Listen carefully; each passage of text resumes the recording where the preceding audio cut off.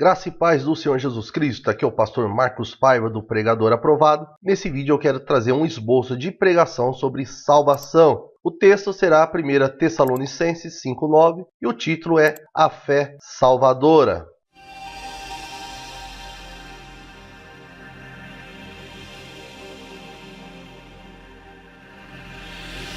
Texto: porque Deus não nos destinou para a ira, mas para recebermos a salvação por meio de nosso Senhor Jesus Cristo. Vamos então, nossa introdução, você sabe que a gente começa com um contexto. A igreja em Tessalônica foi edificada na segunda viagem missionária de Paulo. Ele ficou lá por pouco tempo até ser expulso. A carta aos Tessalonicenses foi escrita de Corinto, com o propósito de encorajar os irmãos a progredirem numa vida santa e também acerca da segunda vinda de Cristo. Continuando o contexto, mesmo sofrendo perseguição e alguns até perdendo a vida, não era isso apenas o que eles receberiam. A declaração é forte. Vocês estão destinados a receberem a salvação. A salvação é uma obra exclusiva de Jesus e não podemos alcançá-la por méritos próprios. Acontece quando o homem caído abre o seu coração e recebe Jesus como seu Salvador. Então você pode aqui falar um pouquinho mais quando você for ministrar, como eu gosto sempre de deixar claro, esses nossos esboços é para servir de inspiração. Você não precisa fazer exatamente igual, adapte da forma que você acha melhor. Então nós acabamos de fazer o nosso contexto. Ainda dentro do contexto eu vou fazer uma pequena introdução sobre o que significa a salvação. Salvação no grego é sotéria. Na Bíblia, sotéria é a salvação de uma enfermidade física. Na Bíblia, sotéria é a salvação de algum perigo. Na Bíblia, sotéria é a salvação de uma vida contaminada. Na Bíblia, sotéria é a salvação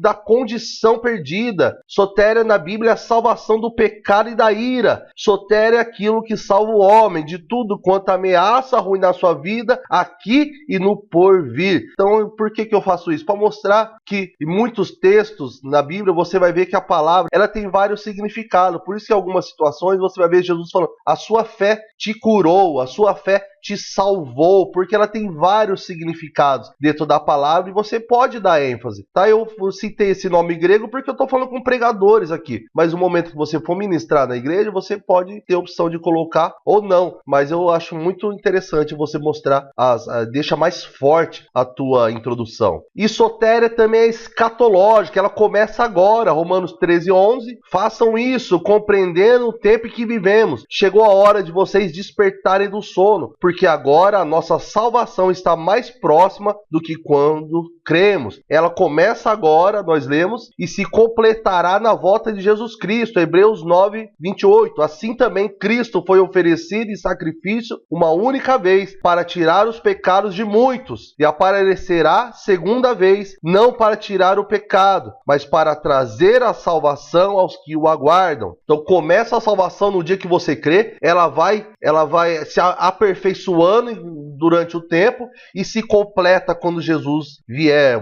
Ele um dia virá premiar, trazer a coroa da vida para aqueles que aguardam a sua volta. Promessas. A salvação revela o poder de Jesus, Hebreus 7:25. Portanto, ele é capaz, ele tem poder de salvar definitivamente aqueles que por meio dele aproximam-se de Deus, pois vive sempre para interceder por ele. Jesus tem poder de salvar. Isso quer dizer que ele tem poder para perdoar. Ele tem poder de nos tornar filhos de Deus. Ele tem poder de enviar o Espírito Santo que opera para a salvação dos pecadores. Coloquei aqui as referências, você pode verificar depois, não vou falar aqui para o vídeo não se estender demais. Então a salvação revela o poder, a capacidade de Jesus de salvar definitivamente. Ele, por meio do seu poder, salva sem necessidade de ajuda. Problemas. A salvação não é meritória, é pela graça, é um favor imerecido. Ninguém merece a salvação. Ninguém merece, ninguém faz por merecer. A salvação não vem pelas obras, você não compra, você não adquire, você não tem obras. A Bíblia diz que todos pecaram, então não temos obras suficientes para requerer a salvação. Nós não temos como exigir a salvação e dizer: Deus, eu mereço, eu tenho que ser salvo. É graça, é um favor, é para quem não merece. merece. Nós devemos nos chegar diante de Deus pedindo: Deus, tem misericórdia de mim. Deus,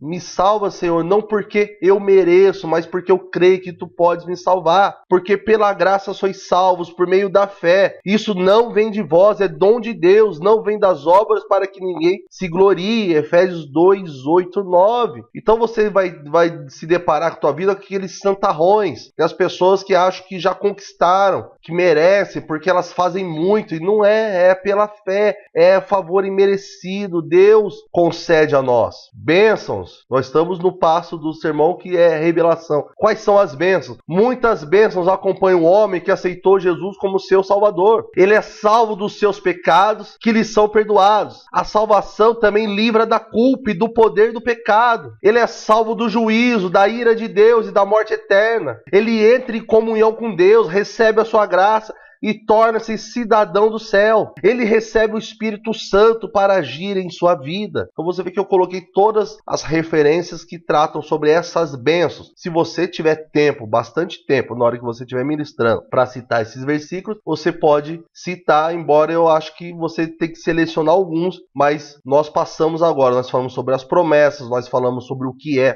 a salvação, nós falamos sobre os problemas que as pessoas acham que podem, por mérito próprio, alcançar a salvação. E nós falamos das bênçãos que aquele que tem Jesus como teu Salvador. E agora nós vamos o quê? Para os mandamentos. Mandamentos, você sabe, é a parte prática. E o que nós falamos aqui? Que para receber a salvação é necessário ter uma fé salvadora.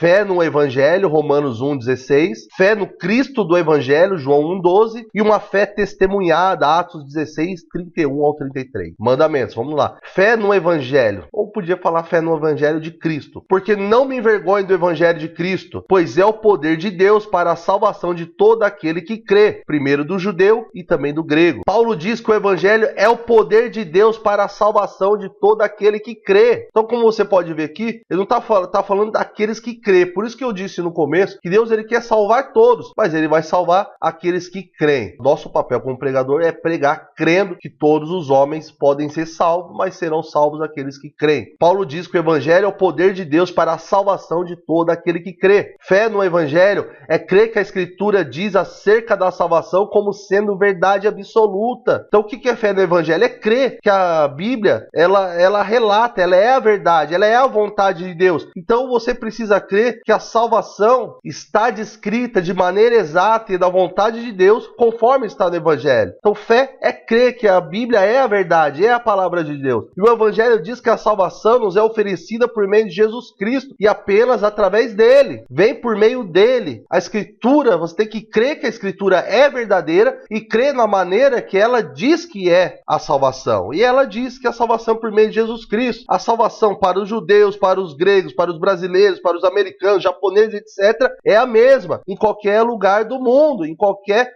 canto desse mundo, a salvação é a mesma. Por quê? Porque é assim que a Bíblia diz que é. É a Jesus. O caminho é Jesus. A Bíblia diz que é Jesus. Muitos irão dizer que existem muitos caminhos para levar a Deus, mas quem crê na Bíblia, como sendo verdade absoluta, a Bíblia mostra que a salvação é por meio de Jesus. Não me envergonhe do Evangelho, disse Paulo. O Evangelho não é sofisticado. O Evangelho não atrai os nobres. O Evangelho não é bonitinho. O Salvador foi crucificado. Então algumas religiões, algumas crenças mostram uma religião bonitinha, sofisticadinha, bonitinha, que agrada a todo mundo, que agrada a todas as pessoas. Essa pode até agradar os nobres, mas não aqui. O Evangelho não é bonitinho, não é legalzinho. O Evangelho, o Salvador foi crucificado, ele derramou teu sangue, ele foi sacrificado. Não tenha vergonha dele. Não tenha vergonha do Evangelho. Tenha orgulho de pregar. Tenha orgulho da sua igreja. Tenha orgulho de ser cristão. Tenha orgulho dos seus irmãos. Tenha orgulho do seu pastor. Tenha orgulho de congregar. Orgulho de ler. Orgulho de dizer eu sou cristão. Não se envergonhe. A Bíblia diz: todo que nele confia jamais será envergonhado. No final, Deus irá mostrar a sinceridade fidelidade, vai mostrar a fidelidade dele àqueles que acreditaram até o final. Por mais que digam que evangelho é coisa de pobre, coisa de simples, não tem orgulho, não se envergonha dele. Continuando, fé no Cristo do evangelho, João 1,12. Mas a todos quanto receberam, deu-lhes o poder de serem feitos filhos de Deus, aos que creem no seu nome. Fé no Cristo do evangelho. Não se pode crer que a Bíblia é a palavra de Deus e não crer em Cristo como Filho e Salvador. Tem muita gente que acredita que a Bíblia é de Deus, mas não coloca a fé em Jesus como Salvador, procura outros intermediários, procura outros mediadores. Então quem crê na Bíblia como sendo verdade, quem crê na Bíblia como sendo palavra de Deus, tem que crer também que Jesus é Salvador. Não dá para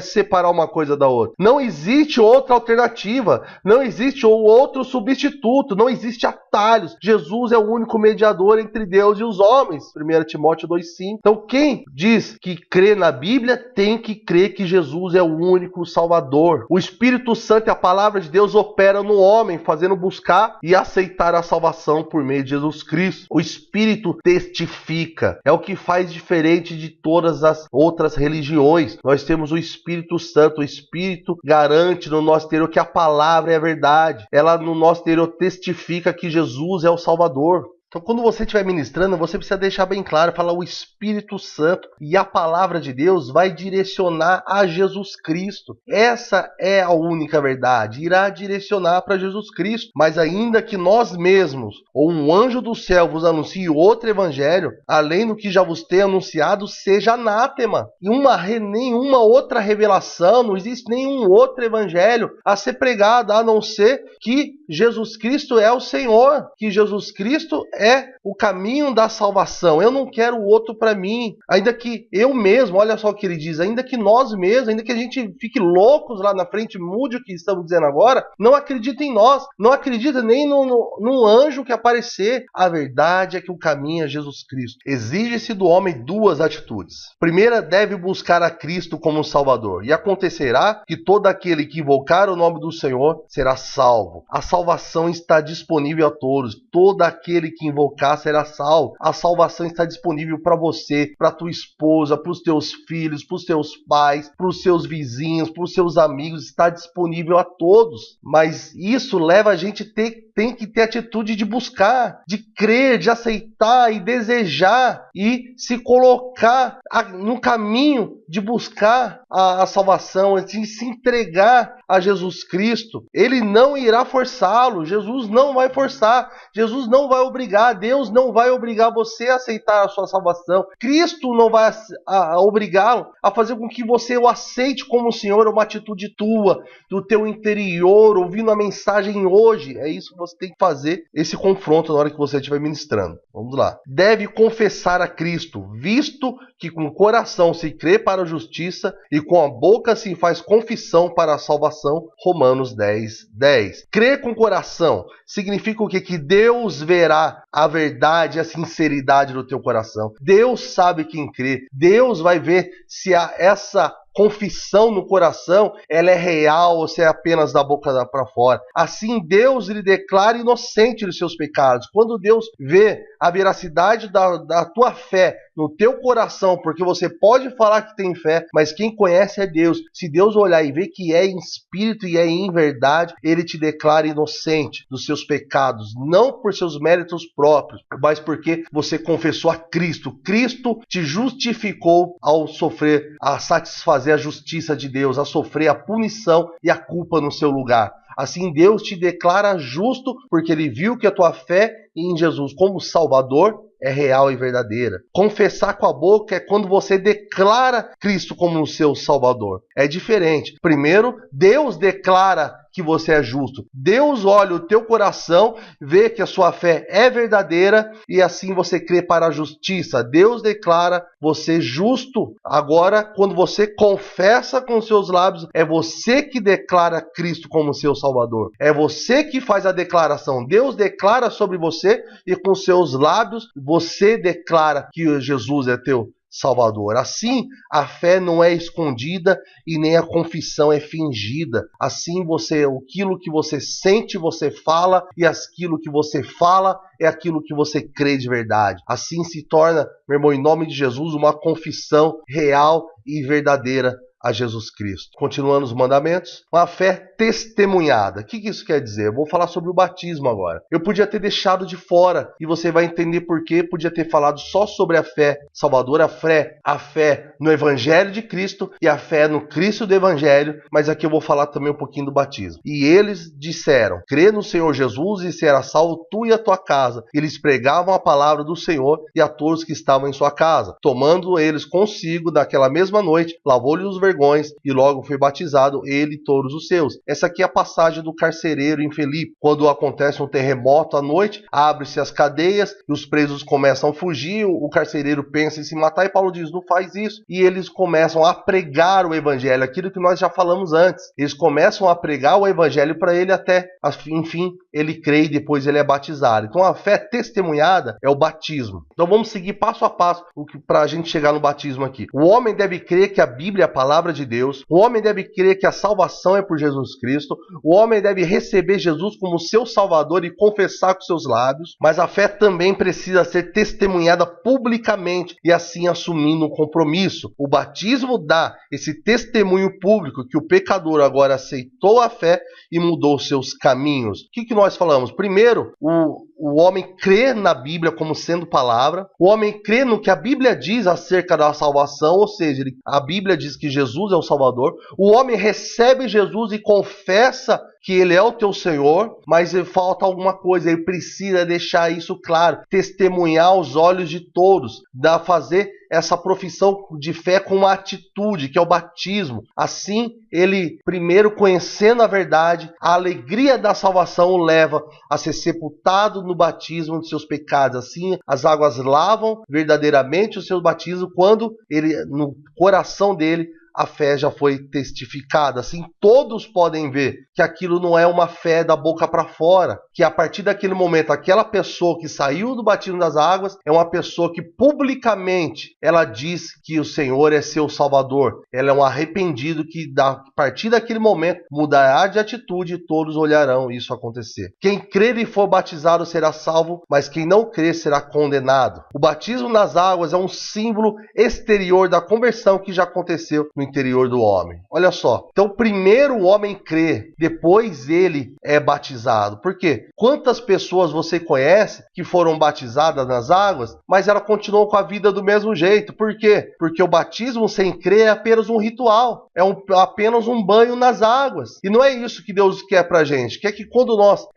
passemos pelo batismo nas águas, aquele seja real e seja verdadeiro. O batismo por si só não confere a graça da salvação. É como nós vemos, por exemplo, no catolicismo, onde eles batizam a criança e naquele momento, naquele batismo, ela já se torna salva. Como se o batismo em si trouxesse salvação, mas o batismo não concede graça. Ele é um símbolo daquilo que já aconteceu no interior. Ele é o testemunho público daquilo que já aconteceu dentro do seu interior. Assim foi com o carcereiro. Primeiro pregavam a palavra a ele, assim ele creu e depois foi batizado ele e a casa dele. Por isso, primeiro a pessoa é salva, depois ela é batizada. Então agora a gente pode finalizar com um apelo, mas quando a gente vai terminar com o apelo, é bom você olhar para ver como que está a igreja. Quem são os irmãos, tem visitante, tem pessoas para atender aquele apelo, porque se não for assim, você pode fazer uma recapitulação. Então é bom sempre você observar se tem visitantes, se tem irmãos que estão ali que precisam de uma reconciliação. Então é bom você ter essa observação. Então vamos lá. Hoje é o dia da salvação para você ir para sua casa. Você tentou encontrar paz, mas não encontrou. Você tentou encontrar felicidade, mas não encontrou. Você é uma boa pessoa. Você faz o bem, você é de Deus. Por que eu coloquei isso aqui? Porque muitos pregadores, eles julgam a pessoa. Então nós não devemos julgar a pessoa, nós devemos mostrar o caminho, falar que Deus conhece ela e que se ela está ali naquela noite ouvindo aquela mensagem é porque Deus tem um propósito. Então diga que ela é uma boa pessoa, que ela está ali porque Deus quer ela ali e vai transformar ela em melhor ainda. Mas você sabe que falta alguma coisa, mas o que te falta é alguém. Você está achando que alguma coisa que você pode adquirir, alguma coisa que você pode obter e conquistar, mas o que te falta, na verdade, é alguém. Está te faltando Cristo. Entregue hoje a tua vida a Ele, creia na palavra, receba-o como Salvador, confesse o seu nome, venha orar aqui na frente. Então faça um apelo verdadeiro e chama a pessoa para esse compromisso. Chama a pessoa, fala, dê esse passo. Está disponível para você a salvação. É a salvação para todo aquele que crê, está disponível. Deus está te chamando, dê esse passo, vem aqui na frente, vem orar. Então você faça esse apelo da melhor forma que você encontrar, inspirado no momento. Então é isso, tá? Acesse o pregadoraprovado.com.br, entra lá, acessa, você vai ver mais informações como preparar sermões usando esse sistema que eu uso nesses esboços. E deixe seu like, inscreva-se no canal e ative as notificações para receber os próximos vídeos e esboços. Deus abençoe sua vida, até o próximo.